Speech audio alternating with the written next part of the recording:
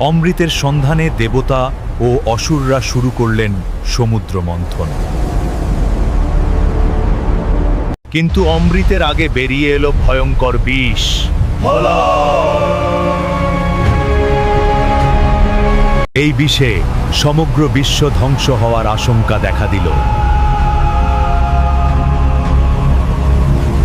তখন মহাদেব বিশ্বকে রক্ষা করার জন্য এক কঠিন সিদ্ধান্ত নিলেন। তিনি নিজের জীবন ঝুঁকি নিয়ে হলাহল বিষ পান করলেন। মাতা পার্বতী দ্রুত এসে মহাদেবের গলায় হাত রাখলেন, বিষ নিচে নামতে দিলেন না।